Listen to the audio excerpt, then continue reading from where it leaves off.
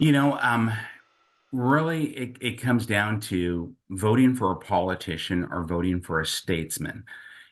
In the early days of our founders intended for us to have representation of us, we the people, and that representation would be statesmen who understood that they were in service to the people because constitutionally, and under Article 1, Section 1 of our own Constitution, where it says that power is inherent in the people and that governments derive their just powers from the consent of we the governed, and their job is to protect and maintain the individual rights of we the people.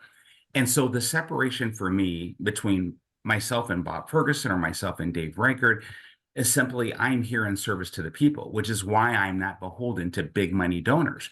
When you see a candidate show up and they have all the establishment of their parties backing them, all the big money donors of their parties backing them, we, the people, must use our own darn common sense and figure it out. It's right before us. This is preordained by the establishment to say this was our person. Just like with the Democrat Party, it was a pay to play. And so they said $1 million. And Mark Mullet, the respected Democrat senator, also running for governor, so in the top four, Mark said, I'm not going to pay to play. And he's a conservative Democrat established senator in Washington state. But yet Bob Ferguson, because he had all those millions of dollars, he does go along to get along.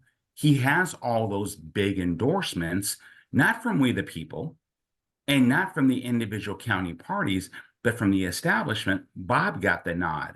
Whereas with the Republican Party, we did it differently. And I'm very proud, mostly of our citizens, our counties, because we came up with this idea of a convention that from the caucus level, from the precinct caucus level, to which I am a precinct committee officer, we went to that caucus and then we said, who will we elect to go to the county caucuses?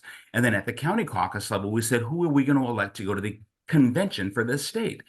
And we held a convention and we had the largest showing of delegates, elected delegates representing the people from every county of all 39 counties of our state, duly elected to represent thousands and thousands of people. And they showed up in Spokane. And in Spokane, the largest gathering of delegates ever noted in the history of Washington state, both Democrat Party and Republican Party, those delegates, as you noted earlier, gave us that 72% supermajority, and it was a vote of the people in representation of the people from their precincts, from their counties, and from their areas. And I am honored to have that. And that defines the key difference. Dave Reichert, conversely, he turned on his own delegates, did not show up at the convention, instead said, I no longer want the Republican Party endorsement. I no longer want to play ball, and did not sign a pledge. Whereas I signed a pledge that said, if Dave Reichert shows up like I am showing up and everyone else showed up, and Dave wins those delegates' confidence, then I would step aside and I would endorse and support Dave Reichert. That's what I was prepared to do. And I actually signed a pledge to do that. Dave didn't do that. And so the reason I'm bringing this up, it's not to bring shade on Dave, because I've never done that. I don't call names, as you know, and everybody else knows. I don't do dirty politics. We've never done it. And so it's to point out the mindset, a mindset of service for the greater good. And that's what I'm trying to say. That is some of the key differences. I'm not a go along to get along candidate, number one.